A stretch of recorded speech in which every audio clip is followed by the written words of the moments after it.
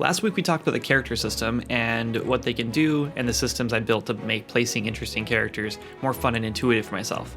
So this week we're going to talk about the approaches I take to level design and the world those characters live in general. So level design is a really interesting topic for me because I've never really had a lot of experience with it over the years. Most of my game projects have been small, unfinished prototypes or overambitious abandoned projects that have never really got to the level design stage. So that's something I'm just now learning more thoroughly. So let's break down level design in my game. First off, the plan. So to start off, I need a simple idea. In the case of the starter zone of my game, I knew I wanted it to be in a dense forest. I knew I wanted it to be somewhat linear to help guide a brand new player, but I also wanted it to be very hands-off, and I wanted to allow players to explore, since that's the entire point of the game. I wanted secret areas and items and quests that the player could find in order to spark the excitement of discovering new places and things. And that's kind of the draw of the entire game. That's the joy of discovery for me in Swords and Magic. So now that I have my plan in place, I need some inspiration. This is where Google or Pinterest come in handy. I usually dig through hundreds of fantasy environment concept paintings and just get a ton of ideas for interesting things like caves, cliffs, overhangs, terraces, trees, grass, vines, rocks, etc. This stage is sort of just daydreaming about what the area could look like. Plus, it really gets me out of any ruts. A lot of my initial ideas are very flat. For some reason, my brain doesn't think about interesting verticality, so concept art usually boosts my creativity so I can dream up far more interesting places to explore. So next up is the execution. When I start a new zone in the game, I start by placing down some landscape components. This helps me attach old landscape to new landscape so I don't have to create filler meshes to bridge them. This gives me a fresh space to work in. Then I usually start out by sculpting a blockout. Sometimes if I want terrain that can't be achieved with the terrain system, like overhangs or bridges, tunnels or caves or whatever, I'll open up Maya and I'll block out a few pieces just so I can stick in the engine to achieve those results. Once I'm happy with the layout of the map, then I'll start adding in big environment pieces like rocks and cliffs.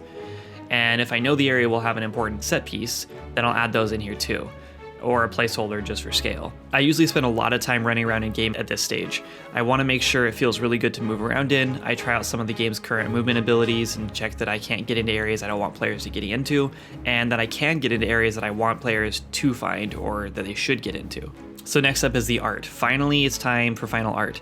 This is where the zone starts to really come to life. I like to do art early on, sometimes even during the Blockout stage, but that's probably not the best practice. So I work from the top down when doing art.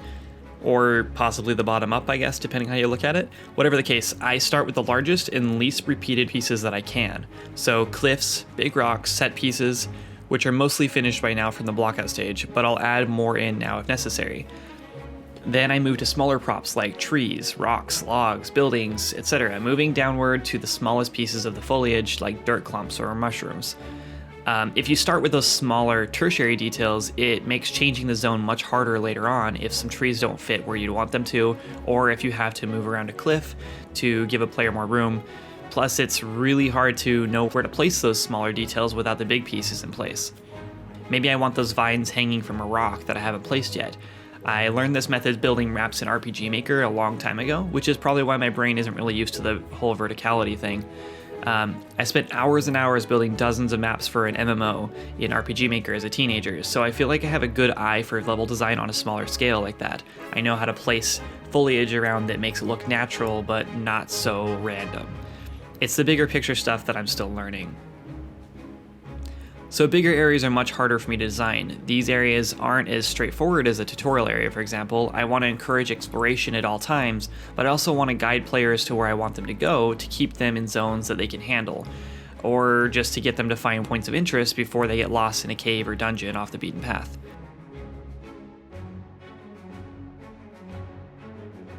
Lastly is the most difficult part of design for me, dungeons. Building dungeons is something I feel like I'm really awful at. I can have a really interesting idea, but executing on it is really difficult. In the Sunken Tower dungeon, my initial idea was to make a dungeon with a lot of water-based movement because swimming had just become a new feature and I wanted to utilize it in a cool way. But my design went from making swimming a focal point to swimming being something the players were constantly avoiding. The first thing you find in the dungeon is a pit you have to fall into. You kind of have to fall into this pit, there's nowhere else to go, so you just kind of plunge in. So you land on this big bouncing mushroom, which is pretty interesting, but then falling off the mushroom into the water is just annoying because then you have to hop back on and that can be kind of frustrating in a small space. And then the very first 2 rooms in the dungeon, you're jumping from platform to platform to avoid falling in the water again and having to start over. So water is just continually becoming a setback so far in the entire dungeon, where my initial goal was to make water more fun. I have a lot to learn, and it's a bit too late to try to make water fun in this dungeon, but I have plans for more zones with more water and more things to do in water, and so I'm hoping that I can do a better job in those areas.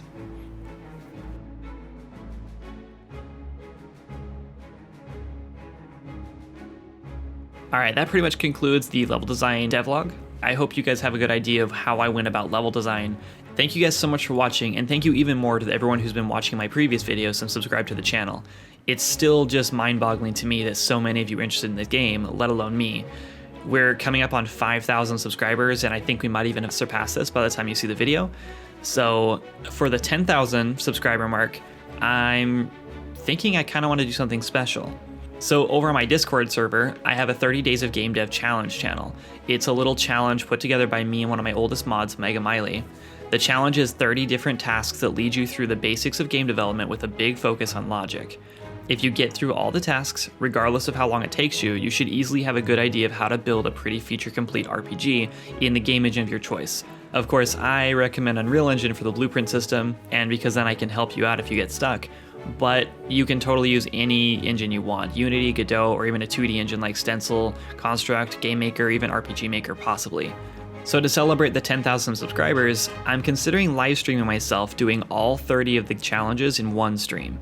One single continuous stream. I have no idea how long it'll take, but I'm pretty confident that I can do it. And if I can do it, then that should be proof enough that anyone can do the challenge and learn to make games. So if you guys are interested in doing this challenge, head over to my Discord, and if you want to see me do it, leave me a comment so I can gauge interest. If you have any other ideas for the 10,000 subscriber mark instead, let me know. I'm totally open to suggestions. You can find a link to my Discord in the video description below if you want to join up and take on the challenge before I do it. Don't forget to subscribe if you want to see more content like this. Also, I want to give a special thanks to my Patreon supporters. You guys are a huge help. This game has always had a very small budget, and I do most of the assets myself, but when it comes to music and animation, the time it takes to get those right just doesn't add up for me. Thanks to you guys, I can afford custom music and animations for the game. All that support means the world to me.